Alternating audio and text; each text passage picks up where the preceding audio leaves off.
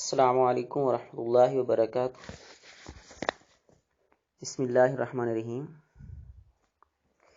عزیز طلبہ و طالبات، کتاب اللہ سے استنباط مسائل کے اصول و ضوابط کے سلسلہ میں حکم شرعی پر آج ہماری بات ہوگی۔ علم اصول فقہ کا پہلا مبحث حکم شرعی ہے۔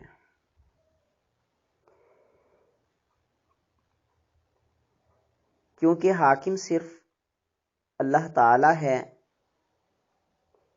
ان الحکم الا للہ، اس لیے شریعت کا مکلف بنانے والا صرف اللہ تعالی ہے۔ حکم شرعی اللہ تعالی کا وہ خطاب ہے جو براہ راست قرآن مجید میں یا رسول اللہ صلی اللہ علیہ وسلم کی زبان مبارک سے سنت کے ذخائر میں ہم تک پہنچا ہو، اور جو بندوں کے افعال اور اعمال کی کسی کیفیت یا حیثیت سے متعلق ہو۔ چنانچہ اللہ تعالیٰ کا بالواسطہ یا بلا واسطہ خطاب جو بندوں کے افعال سے متعلق ہو اور اس میں بندوں کے افعال کی کیفیت اور نوعیت کو بیان کیا گیا ہو، حکم شرعی کہلاتا ہے۔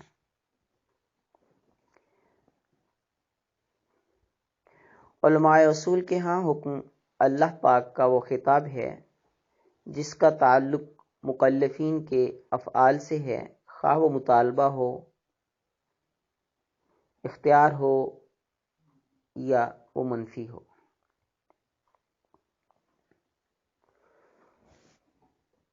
حکم شرعی کی دو قسمیں ہیں،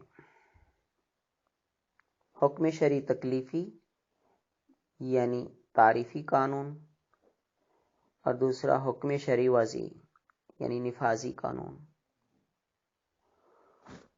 حکم شرعی تکلیفی یہ وہ ہے جو کہ فعل کے کرنے یا اسے رکنے کا مطالبہ کرتا ہے، یا کرنے اور نہ کرنے کے درمیان اختیار دیتا ہے۔ گویا حکم شرعی تکلیفی میں انسان کو کسی چیز کا مکلف قرار دیا جاتا ہے یا کسی چیز کے مکلف ہونے سے بری کیا جاتا ہے، یا پھر اسے کسی کام کے کرنے یا نہ کرنے کی اجازت دی جاتی ہے، یعنی یا تو کسی کام کو کرنا لازم ہوگا یا کسی کام کا نہ کرنا ضروری ہوگا، یا کسی کام کا کرنا یا نہ کرنا انسان کی مرضی پر ہوگا۔ اس طرح حکم شرعی تکلیفی کی 5 اقسام ہیں: فرض یا واجب، مندوب، حرام، مکروہ اور مباح۔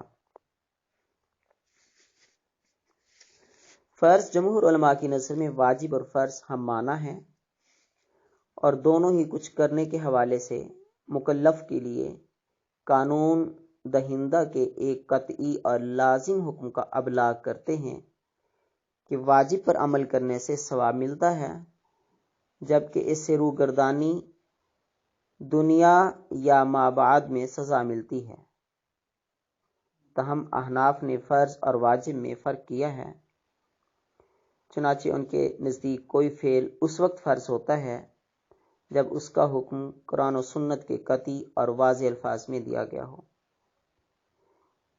لیکن اگر کوئی فعل جس کے کرنے کا حکم ضمنی سند مثلا احد حدیث میں قرار دیا گیا ہو تو وہ فعل واجب ہوگا۔ چنانچہ امام ابو حنیفہ کے نزدیک فرضیت کے 2 درجے ہیں، فرض اور واجب۔ فرض دلیل قطعی سے ثابت ہوتا ہے اور واجب دلیل ضمنی سے ثابت ہوتا ہے۔ دلیل قطعی کا منکر دائرہ اسلام سے خارج ہے اور دلیل ضمنی کا منکر دائرہ اسلام سے خارج نہیں ہوتا۔ تاہم امام شافعی، امام مالک اور امام احمد بن حنبل کے ہاں فرض اور واجب کا مفہوم ایک ہی ہے۔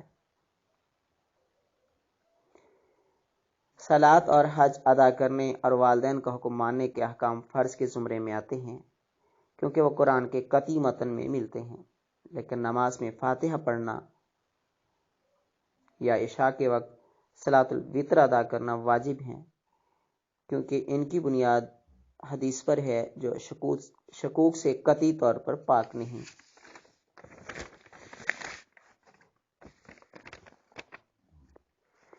چنانچہ احناف کے نزدیک رکوع یا سجدہ چھوڑ دیا جائے تو ساری نماز باطل ہو جائے گی، لیکن الفاتحہ کی تلاوت حذف کرنے پر نماز کارآمد ہوگی مگر ناقص ہوگی۔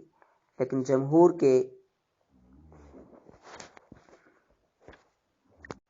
جمہور کے نزدیک ہر دو صورتوں میں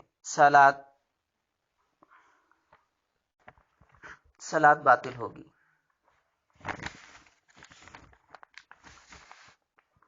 الغزالی نے لکھا ہے، جہاں تک ہمارا تعلق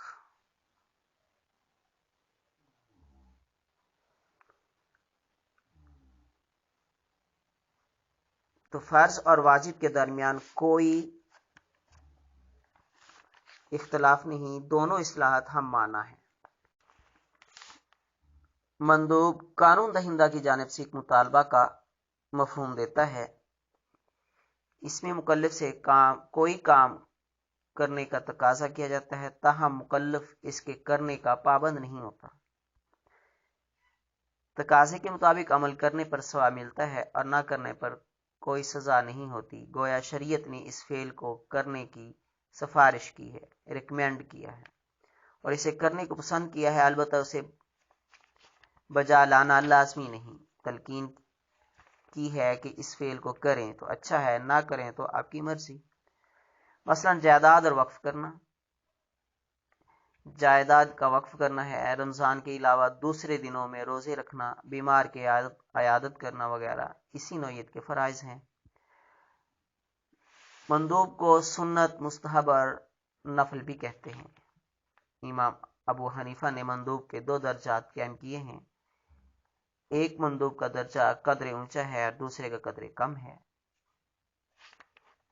جسے ہم سنت مؤکدہ اور سنت غیر مؤکدہ کہتے ہیں۔ اس کے بعد مباح کا درجہ ہے کہ جی چاہے تو اختیار کریں، اگر جی نہ چاہے تو اختیار نہ کریں۔ مندوب کی یہ درجہ بندی احناف کے نزدیک ہے۔ شوافی کے نزدیک آپ صلی اللہ علیہ وسلم اگر کسی عمل کو باقاعدگی سے کرتے تو وہ سنت ہے، اگر ایک دو بار کیا تو یہ مستحب ہے۔ سنت اور مستحب کے بارے میں مالکیوں اور شوافی کا نقطہ نظر ایک ہی ہے۔ قرآن میں مندوب کا عموماً ایک حکم کی صورت میں آیا ہے، جس کے ساتھ موجود ایک اشارہ بتاتا ہے کہ حکم سے صرف ایک قابل ترجیح عمل قرار دیتا ہے۔ اس کی مثال آیت مدانیت ہے، فَإِنْ آمَنَ بَعْضُكُمْ بَعْضًا فَلْيُؤْدِ الَّذِي اؤْتُمِنَ أَمَانَتَهُ۔ اس آیت سے یہ مفہوم نکلتا ہے کہ اگر مقروض شخص قرض دہندہ کے پاس کوئی چیز امانت رکھوائے تو وہ تحریر دستاویز کا تقاضا نظر انداز بھی کر سکتا ہے۔ قرآن میں صرف مستحب پر دلالت کرنے والا ایک حکم غلاموں کے بارے میں ہے، والذین یبتغون الکتاب مما ملکت ایمانکم فقاتبوہم ان علمتم فیہم خیرا۔ اس آیت کا آخری حصہ ایک اختیار دیتا ہے۔ کبھی کبھی مندوب حکم جو ہے حکم کی بجائے اسرار کے انداز میں بھی آیا ہے۔ مثال جیسے ایک حدیث میں ہے کہ اگر جمعہ کے دن وضو کیا تو ٹھیک ہے، بہتر ہے، لیکن غسل کرنا افضل ہے۔ یہ ایک سوال پیدا ہوتا ہے کہ اگر مندوب کو اگر شروع کیا جائے تو کیا شروع ہونے کے بعد مندوب ہی رہتا ہے یا فرض بن جاتا ہے؟ احناف کے نزدیک اگر مندوب کا آغاز ہو جائے تو اس کی تکمیل فرض ہو جاتی ہے۔ مثلا کسی نے نفلی روزہ رکھا تو اب اسے مکمل کرنا فرض ہے، اسے توڑنے پر قضا روزہ کا فریضہ ادا کرنا ہوگا۔ مگر شوافی کے نزدیک مندوب ہمیشہ مندوب رہتا ہے، واجب نہیں بنتا، لہذا نفلی روزہ رکھنے والا اسے مکمل کرے یا منقطع کرے با اختیار ہے، چنانچہ ایک مندوب کو مکمل نہ کرنے پر قضا لازم نہ ہوگی۔ جمہور علماء کے مطابق حرام قانون دہندہ کی جانب سے ایک لازمی مطالبہ ہے۔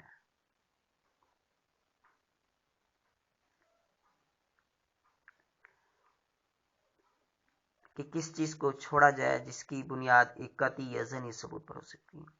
حرام پر عمل کرنا قابل سزا ہے اور اس سے گریز کرنا باعث ثواب ہے، لیکن احناف کے نزدیک حرام قطعی ثبوت میں قرار دی گئی کسی چیز کو چھوڑنے کا مطالبہ ہے۔ اگر مطالبے کی بنیاد ظنی شہادت پر ہو تو ایک مکروہ تحریمی تشکیل پاتا ہے لیکن حرام نہیں۔ اول ذکر اس اعتبار سے مؤخر ذکر جیسا ہے کہ دونوں کا ارتکاب سزا کا باعث بنتا ہے اور دونوں سے گریز باعث ثواب ہے، لیکن دونوں اس لحاظ سے باہم مختلف ہیں کہ حرام تکفیر دین تک جاتا ہے جبکہ مکروہ تحریمی کے معاملے میں ایسا نہیں۔ حرمت علیکم المیتۃ والدم ولحم الخنزیر وما اہل بہ لغیر اللہ، اسی طرح وأحل اللہ البیع وحرم الربا، حدیث میں آیا ہے کل المسلم علی المسلم حرام دمہ ومالہ وعرضہ۔ حرام کی اقسام حرام لذاتی ہی، حرام لغیر ہی ہے۔ حرام لذاتی ہی اپنی خاطر ممنوع ہے، جیسے چوری، قتل، محرم سے شادی کرنا، بے وضو نماز پڑھنا، یہ سب اپنے خلقی برائی کی وجہ سے ممنوع ہے۔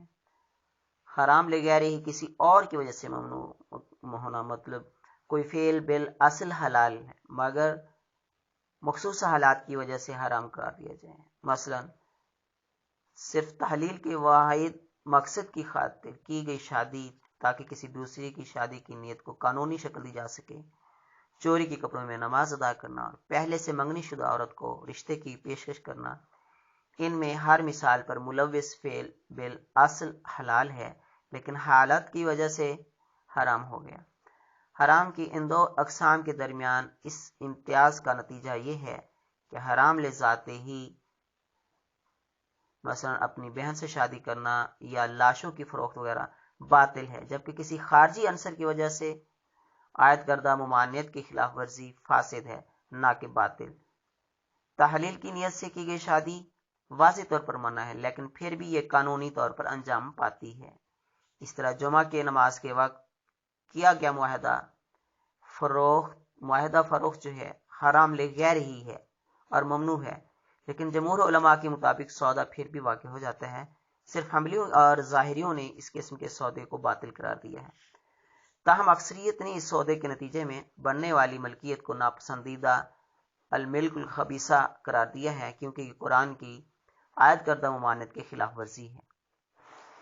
اس امتیاز کا ایک لازمی نتیجہ یہ ہے کہ حرام لذاتی ہی صرف ایسی شدید ضرورتوں میں ہی جائز ہے جب 5 اصولوں کے تحفظ کو خطرہ لاحق ہو: جان، مذہب، عقل، نسل اور مال۔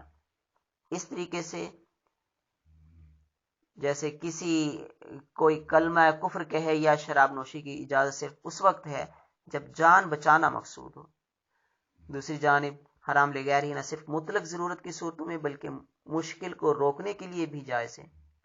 چنانچہ کسی فزیشین کو مریض کے مخفی حصوں کو اس وقت دیکھنے کی اجازت ہے جب وہ بیمار ہو اور اس کی جان فوری خطرے کا شکار نہ ہو۔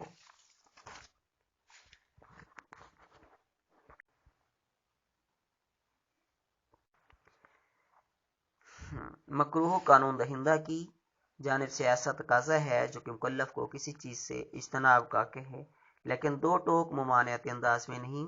مکروہ اپنے مطلب مندوب کا متضاد ہے، جس کا مطلب ہوا کہ مندوب سے غفلت مکروہ کے برابر ہے، چنانچہ مکروہ فعل سے اجتناب اس کے کرنے سے بہتر ہے، جیسے لا تسألوا عن اشیاء ان تبد لکم تسؤکم، اسی طرح کرہ لکم قیل وقال وکثرت السؤال واضاعۃ المال، اور اسی طرح ابغض الحلال عند اللہ الطلاق۔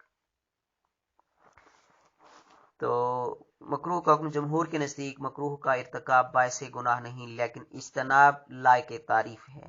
احناف کے نزدیک مکروہ کی 2 قسمیں ہیں، مکروہ تنزیہی اور مکروہ تحریمی۔ مکروہ تنزیہی پاکیزگی قائم رکھنے کے مقاصد کے تحت ناپسندیدہ سمجھا جاتا ہے، جیسے باجماعت نماز سے قبل کچا پیاز یا لہسن کھانے سے اجتناب۔ مکروہ کی یہ قسم حرام کی بنسبت مباح کے زیادہ قریب ہے، اس پر عمل کرنا باعث سزا نہیں لیکن اس پر عمل نہ کرنے سے انعام ملتا ہے۔ مکروہ تنزیہ کے متعلق حنفی بیان ویسا ہی ہے جیسا کہ جمہور علماء نے عمومی طور پر مکروہ سے متعلق دیا ہے کہ ارتکاب اس کا جو ہے مکروہ کا باعث گناہ نہیں، البتہ اجتناب لائق تعریف ہے۔ مکروہ تحریمی احناف کے نزدیک یہ وہ مکروہ ہے جو حرام سے قریب تر ہے، جیسے مثال مردوں کے لیے زیور اور ریشمی لباس پہننے کی ممانعت، یہ خبر واحد سے ہے کہ رسول اللہ نے فرمایا ہذان حرامان للرجال امتی حلالان نساؤہم، چنانچہ مکروہ تحریمی ہے وہ جس سے حتمی طور پر رکنے کا شارع مطالبہ کرے، اور یہ مطالبہ دلیل ظنی سے ہو نہ کہ قطعی سے۔ مباح وہ حکم ہے جس کے سلسلے میں شارع مکلف کو کرنے اور نہ کرنے کا اختیار دے، کرنے اور نہ کرنے پر نہ تو مدح ہوگی اور نہ ہی مذمت، اسے حلال کہا جاتا ہے۔ اشوکانی نے یہ کہا ہے، جیسے کہ الیوم احل لکم الطیبات، یا دوسری آیت میں ہے فمن اضطر غیر باغ ولا عاد فلا اثم علیہ۔ اب ہم حکم وضیع کی وضاحت کرتے ہیں، وہ حکم جو کسی ایک چیز کا کسی دوسری چیز کے لیے سبب یا شرط یا مانع بنانے کا مطالبہ کرے، اسے حکم وضیع اس وجہ سے کہتے ہیں کہ یہ دو چیزوں کے درمیان سببیت یا شرطیت یا مانعت کی وجہ سے ربط پیدا کرتا ہے، جبکہ سب شارع کے وضع کی وجہ سے ہو، یعنی شارع ہی نے اس چیز کو کسی دوسری چیز کے لیے سبب یا شرط یا مانع بنایا ہے۔ مثال وَلِلَّهِ عَلَى النَّاسِ حِجُّ الْبَيْتِ مَنِ اسْتَطَاعَ إِلَيْهِ سَبِيلًا، یہ حکم تکلیفی ہے لیکن اس میں استطاعت کی شرط ہے، اس وجہ سے حکم وضیع میں یہ شامل ہے۔ لا نکاح الا بشاہدین، تو دو گواہوں کی شرط ہے اس میں۔ اس طرح لا یارث القاتل، یہ حدیث وراثت میں مانے ہے، کیونکہ اسی طرح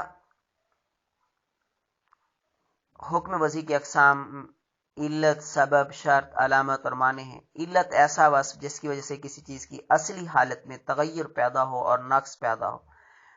فقہ میں علت کی اصطلاحی تعریف یہ ہے کہ کسی حکم سے متعلق وہ وصف خارجی ہو جو اس کے وجود میں مؤثر، اسے علت کہتے ہیں۔ جیسے قتل قصاص کی علت ہے، اور قاتل قابل گرفت ہے اس لیے، اور بیع جو ہے وہ ملکیت کی علت بنتی ہے۔ سبب علت یہ ہے کہ کسی حکم سے متعلق وہ خارجی وصف جو اس حکم تک پہنچانے کا کسی طرح ذریعہ بنے۔ مثال جیسے چور کو کسی کے مال کا پتہ بتانا جس سے وہ چرا لے، اس چوری کا سبب مال کی خبر دینے والے کا خبر دینا ہے۔ اب شرط جو ہے وہ حکم وضیع کی جو کہ ہے کسی حکم سے متعلق وہ وصف خارجی کہ جس پر حکم کا موجود موقوف ہو، شرط کہلاتا ہے۔ مثال زکوٰۃ اس وقت فرض ہوگی جب بقدر نصاب مال پر سال گزر جائے، اور اگر سال نہ گزرے تو زکوٰۃ فرض نہ ہوگی۔ چنانچہ بقدر نصاب مال ایک سال گزرنا شرط ہے اس میں۔ تو علامت کی جو مثال ہے یا علامت کے حکم وضیع میں جو قسم ہے، علامت سے مراد کسی حکم سے متعلق وہ وصف خارجی جو اس حکم کے جاننے کا ذریعہ ہو۔ مثال نماز کے اوقات کی علامت جس سے وقت کی آمد یعنی نماز کے سبب وجوب کو جانا جاتا ہے، یعنی نماز کا وقت ہو گیا، اب نماز کا وقت جو ہے وہ نماز کو واجب کر رہا ہے، تو یہ علامت ہے ٹائم ہو جانا نماز کی وجوبیت کی۔ معنی کسی حکم سے متعلق وہ وصف خارجی جو اس کو وجود میں آنے سے روکتا ہو۔ تو یہ سب حکم وضیع کی مثالیں تھیں۔ تو آج تک کا یہ ہمارا ٹاپک ہے، اور نیکسٹ پھر انشاءاللہ اصول استنباط سے جو ہمارا لیسن ہوگا، کتاب اللہ سے استنباط کے اصول ضوابط میں، اس میں عبارت الناس یا اقتضاء الناس وغیرہ، اشارت، دلالت، یہ سب اس پہ بات ہوگی ہماری انشاءاللہ۔ والسلام علیکم۔